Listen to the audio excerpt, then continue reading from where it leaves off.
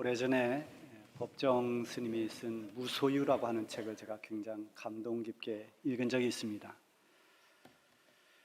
욕심에 끌려서 살아가는 이 세속의 사람들에게 소유욕을 버리는 그 무소유, 참 신선함을 주기에 충분했습니다. 평소에 자기가 아끼던 난 하나도 그게 마음의 짐이 되고 때로는 그것 때문에 걱정을 유발시킨다면 아낌없이 버릴 수 있는, 그래서 소유로부터 자유로워지는 이 무소유야말로 실천은 어렵지만 매력적인 것은 틀림없습니다.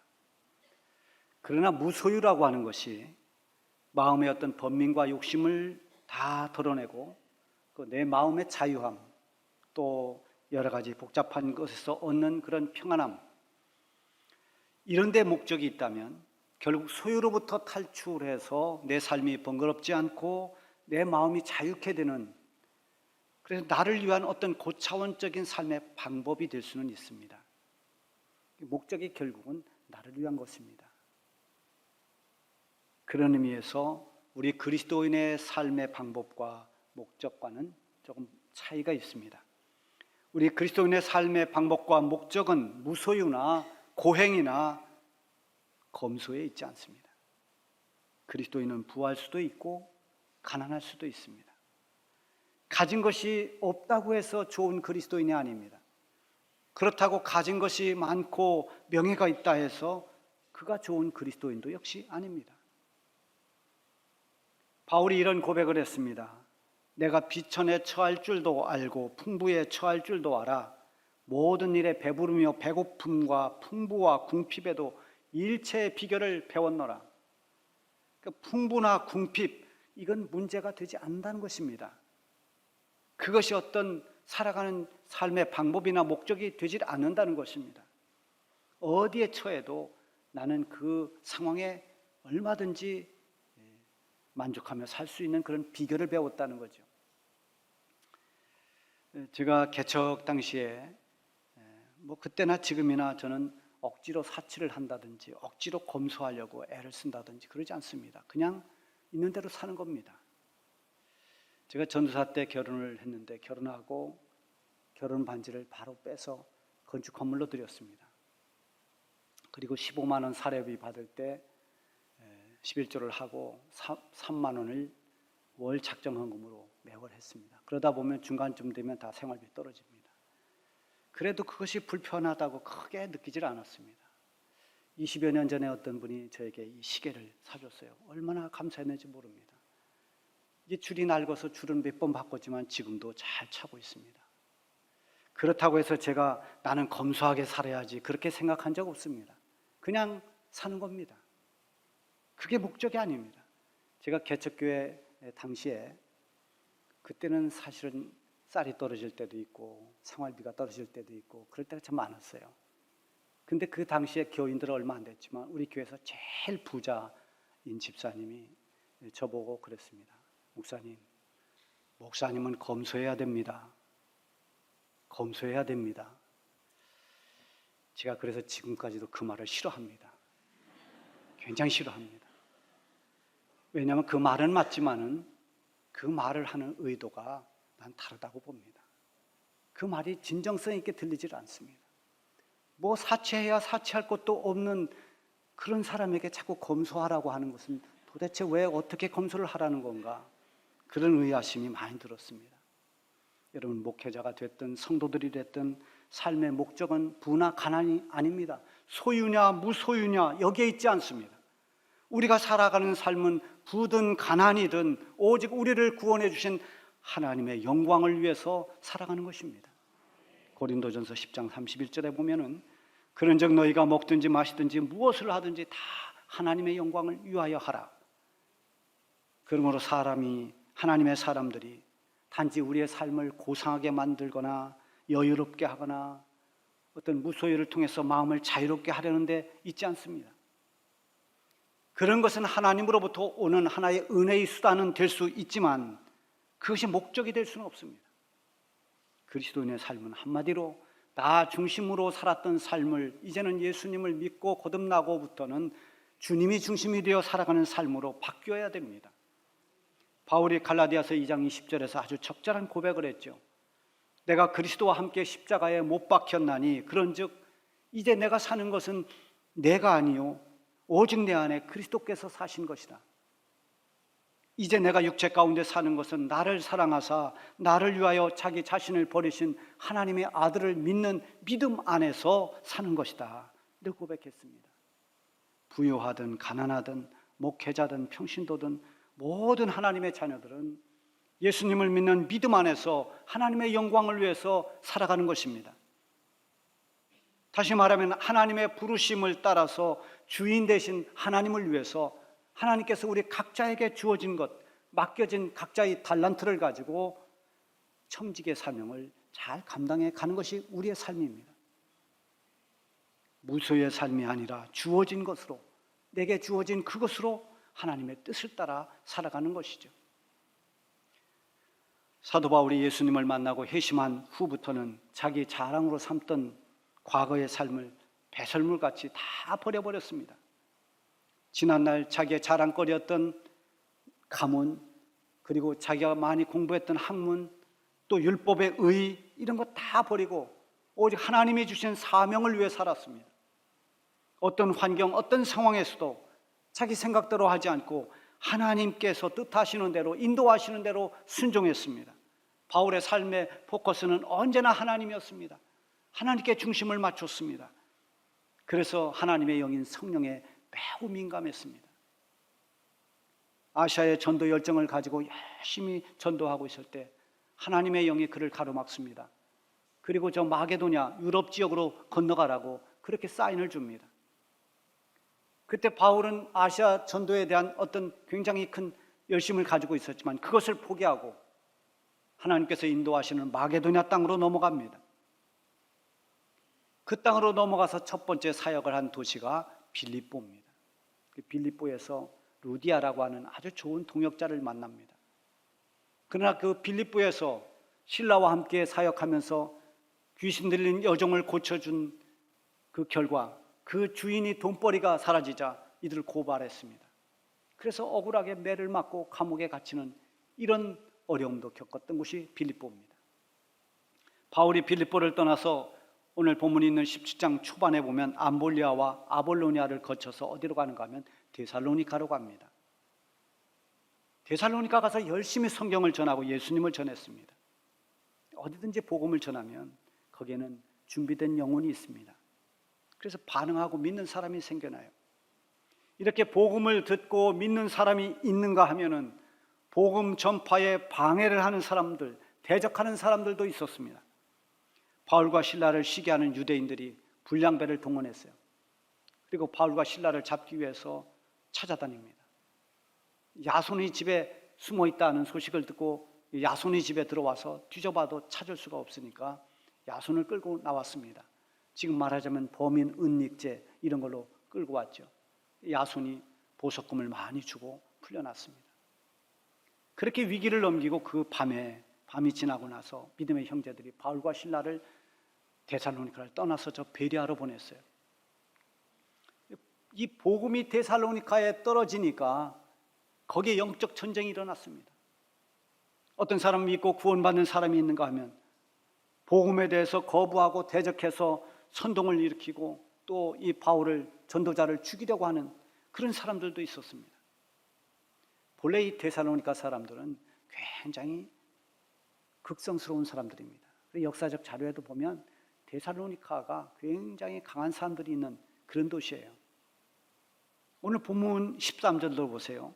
데살로니가에 있는 유대인들은 바울이 하나님 말씀을 베레아에서도 전하는 줄로 알고 거기도 가서 무리를 움직여 소동하게 하거늘.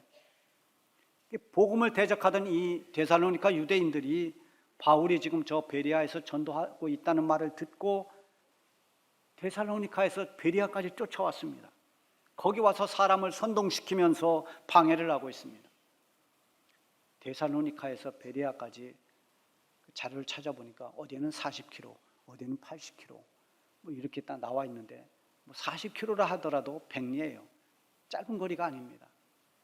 그 먼 길을 당시에 버스도 없고 기차도 없는 그때 그 길을 달려와서 지금 사람들을 선동시키면서 복음 전하는 일을 회방하고 있는 것입니다. 여러분, 잘못된 사람들이 열심을 내면 참 문제가 생깁니다. 일이 그르칩니다. 잘못 방향을 잡은 사람들이 열심히 뛰면 점점 더 엉뚱한 데로 갑니다. 대개 이단 사이비들이 얼마나 열심인지 모릅니다. 기존의 우리 성도들보다도 이단들이 훨씬 더 열정적이고 열심히 있습니다.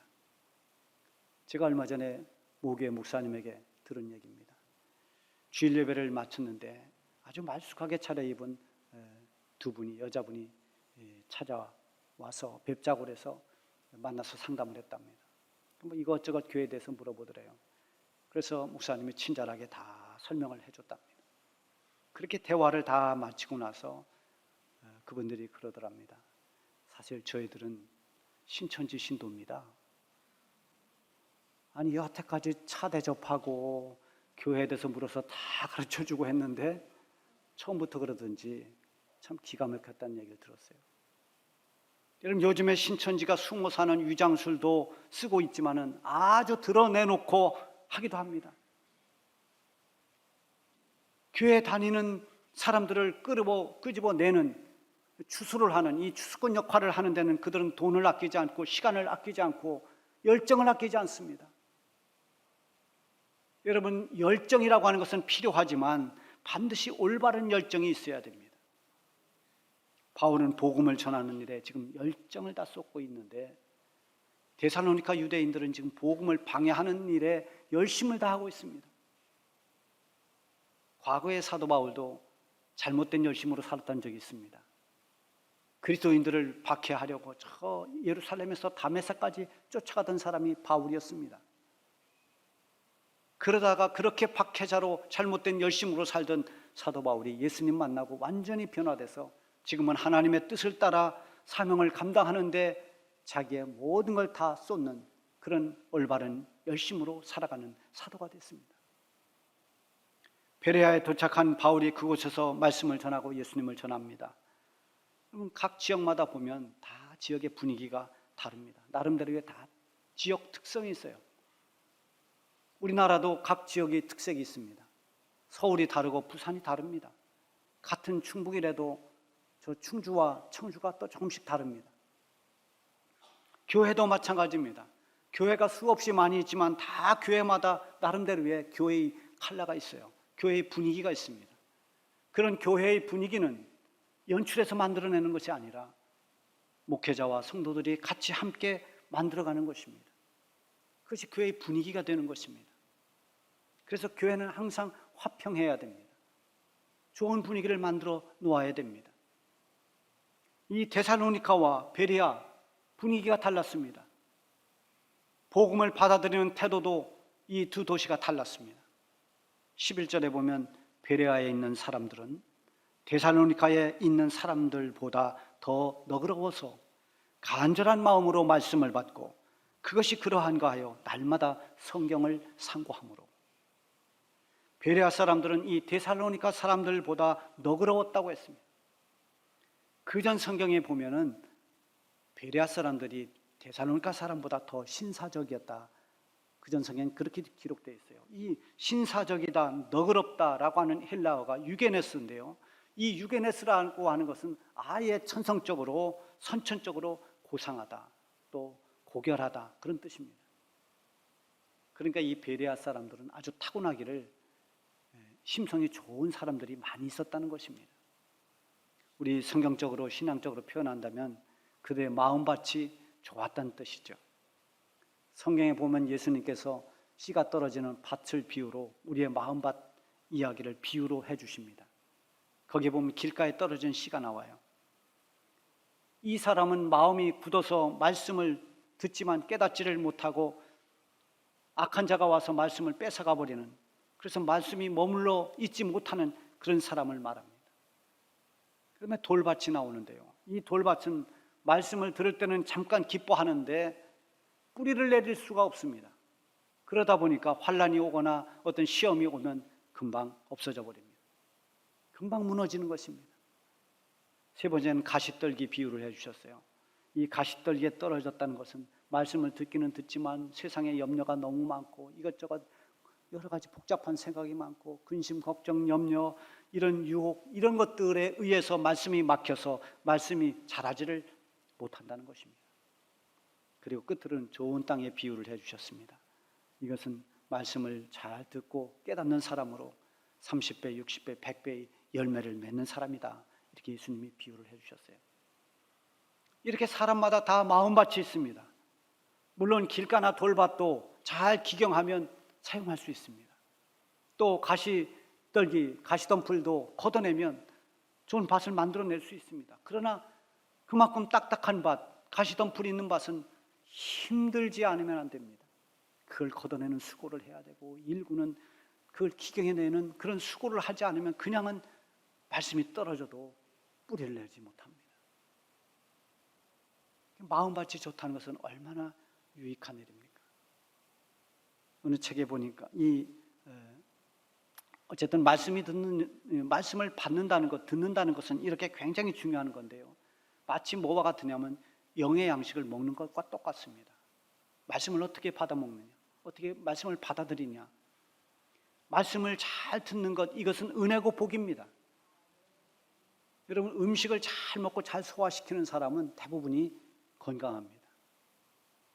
제가 이번에 베트남 갔는데 저보다 나이가 많은 목사님이 식사도 저보다 2배는 하는 것 같은데 조금 있다가 목사님 배 안 고파요? 저는 아직 소화도 안 됐는데 벌써 출출하다는 겁니다. 얼마나 부러운지 몰라요. 어쩌면 저렇게 잘 드시고 또 소화도 잘 해내고 이 건강하다는 증거입니다. 말씀을 잘 소화시키는 것, 말씀을 들을 때 그것을 잘 받아들이고 소화시키는 것, 이게 우리의 영혼을 자라게 하고 성숙하게 하고 믿음을 강하게 만듭니다. 어느 책에 보니까 말씀을 들을 때 유형 4가지를 이렇게 쭉 적어놓은 걸 제가 봤어요. 재미있어서 제가 소개를 해드립니다. 첫째는 모래시계형이 있다고 합니다. 여러분 모래시계 봤죠? 이렇게 딱 세워놓으면 모래가 밑으로 쭉 내려가는. 말씀을 듣는데 남는 게 없어요. 쭉 빠져버립니다. 그래서 성전을 나가면서 다 잊어버립니다. 남는 게 없어요. 이게 모래시계형이랍니다. 그다음 2번째는 스폰지형이 있습니다.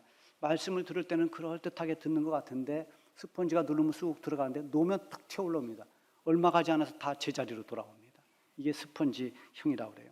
그다음 채형이 있다고 그러는데 채라는 건 이제 시골에서 농사질 때 옛날에 쓰던 그런 기구죠. 거기다 어떤 곡식물을 넣고 이렇게 흔들면 이제 얻으려고 하는 건 밑에 다 떨어지고 그 불필요한 건불이나 뭐 돌멩이나 이런 건 다 남습니다. 이 사람들은 정작 들어야 할 말씀은 다 빠져나가고 안 들어야 될 말씀, 아주 기분 나쁜 말만 계속 기억한다는 겁니다.